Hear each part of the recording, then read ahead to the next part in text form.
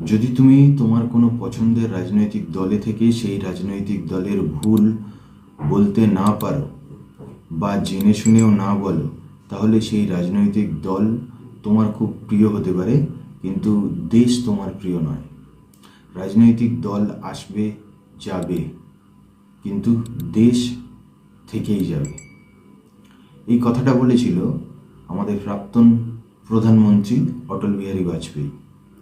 কথাটা আজকের দিনে খুবই প্রাসঙ্গিক। আমরা এই নিয়েই আজকের ভিডিওটা করব, আর আপনারা দেখছেন ডেলি টিউন। ভারতবর্ষের রাজনীতিতে প্রায়ই দেখা যায় দল বদলু শব্দটা এখন খুবই প্রাসঙ্গিক ভারতীয় রাজনীতিতে। কখন একজন রাজনৈতিক ব্যক্তিবর্গ এক দল থেকে অন্য দলে চলে যাচ্ছে সেটা বোঝা খুবই টাফ আমাদের পক্ষে। কেন এটা হচ্ছে আপনারা কোনোদিন ভেবে দেখেছেন? এর আসল কারণটা কি?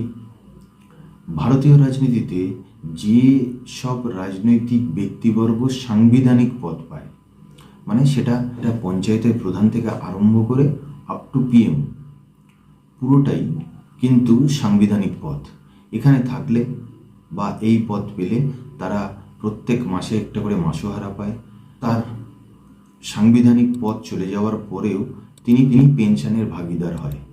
এত পর্যন্ত তো সব ঠিকই গেল, আমি ধরেও নিলাম যে তারা মানুষকে সার্ভিস দিচ্ছে, সেই জন্যে তারা একটা মাসিক বেতন পাচ্ছে এবং একটা সার্টেন টাইমের পরে গিয়ে তারা তাদের ভবিষ্যৎটা কী হবে, তারা ভবিষ্যতে আর কি করবে, সেই জন্য একটা পেনশন পায়। এত পর্যন্ত ঠিকই গেল, কিন্তু এই দল বদলের ফান্ডাটা কি?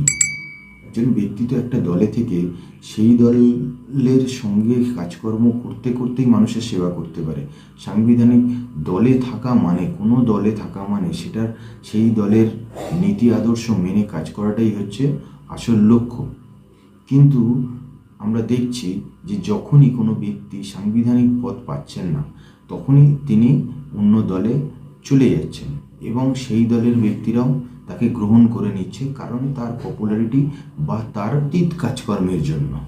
এতে তাদের কি সুবিধা হচ্ছে? যে দলে যাচ্ছে সেই দলের কি সুবিধা হচ্ছে? সেই দল একটা তৈরি প্রোডাক্ট পাচ্ছে, আর যে দল থেকে বেরিয়ে যাচ্ছে সেই দলে অলরেডি তার সাবস্টিটিউট তৈরি করা হচ্ছে বা হয়ে গেছে, অথবা তৈরি করা হবে। এই তো হচ্ছে কন্ডিশন।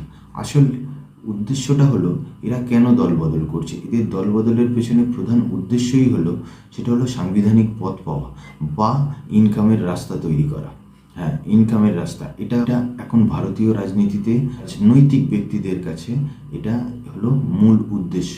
সেই জন্যই এখন ভারতের রাজনীতিতে আমরা প্রায় দেখছি যে একজন একটা রাজনৈতিক দলে থাকতে থাকতে আর একটা রাজনৈতিক দলে চলে যাচ্ছে। বিশেষ করে যদি সেই রাজনৈতিক দল ক্ষমতায় না থাকে, তখনই সে আর একটা রাজনৈতিক দলে থাকছে। তার মানেটা হচ্ছে সে হচ্ছে ক্ষমতা লোভী, সে সুযোগ সন্ধানী, সে সুযোগের সন্ধানে বা ক্ষমতার জন্য বা প্রফিটের জন্য সে একটা রাজনীতি করতে এসেছিল, রাজনৈতিক দলে নিজের যোগদান করেছিল। কিন্তু যখন সে দেখতে পাচ্ছে যে তার কোনো প্রফিট বা লাভ কোনো থেকে আসছে না, তখন সে আর একটা দলে আবার যোগদান করছে। এটাই হলো মেন উদ্দেশ্য। কোনো এক সময় কোনো এক বিদেশি রাজনৈতিক ব্যক্তি আমাদের ভারতবর্ষে এসেছিলেন এবং তিনি জিজ্ঞেস করেছিলেন কোনো এক রাজনৈতিক ব্যক্তিকে যে আপনার প্রফেশন কি। তখন সে তার উত্তরে বলেছিল যে আমার প্রফেশনই হচ্ছে পলিটিক্স। বলল যে এটা তো সেই ব্যক্তি শুনে খুব অবাক হয়েছিল যে পলিটিক্স কারোর প্রফেশন হতে পারে। কারণ আমাদের ভারতবর্ষ বা এশিয়ার কিছু কান্ট্রি বাদ দিয়ে অন্যান্য যাবতীয় জায়গায় এই রাজনৈতিক ব্যক্তিরা কিন্তু রাজনীতির সঙ্গে সঙ্গে কোনো না কোনো কাজ বা জব করে, যেটা হচ্ছে তার মূল ইনকাম বা যে সোর্সে তার ফ্যামিলি চলে বা যে ইনকামে তার ফ্যামিলি চলে। রাজনীতি করে ইনকাম করব আর সেটা হবে আমার অ্যাসেট, এই কনসেপ্টটাই বাইরের কান্ট্রিগুলোতে নেই, যেটা আমাদের ভারতবর্ষ বা এশিয়ার কিছু কান্ট্রিতে কিন্তু আছে। যে রাজনীতি করা, সাংবিধানিক পদ পাওয়া, অথবা কখনো কখনো দলের উচ্চ পদ পেয়ে বা দলের একটা ভালো জায়গায় থেকেও অনেকে ইনকাম করে। তো এতে কি হয়, যে দলে থেকে ইনকাম করছে সেই দলের ভাবমূর্তি নষ্ট হচ্ছে, সেই দলের নীতি আদর্শ নষ্ট হচ্ছে। কিন্তু তাতে কি দেশের ভালো হচ্ছে? না, একদমই ভালো হচ্ছে না। যদি আমি বৃহত্তর অর্থে দেখি তাহলে কিন্তু তাতে দেশ, রাজ্য সবেরই ক্ষতি হচ্ছে। হয়তো প্রত্যক্ষভাবে না, কিন্তু পরোক্ষভাবে সেটা ক্ষতিই হচ্ছে। আজ হয়তো কিছু বোঝা যাচ্ছে না, হয়তো আজ থেকে 50 বছর পরে এর এফেক্ট দেখা দেবে ভারতবর্ষের বুকে। তখন যদি আমরা ভাবি যে এটাকে টেক ওভার করে উঠবো বা ভারতবর্ষ এগিয়ে যাবে, সেটা কিন্তু অনেক দেরি হয়ে যাবে।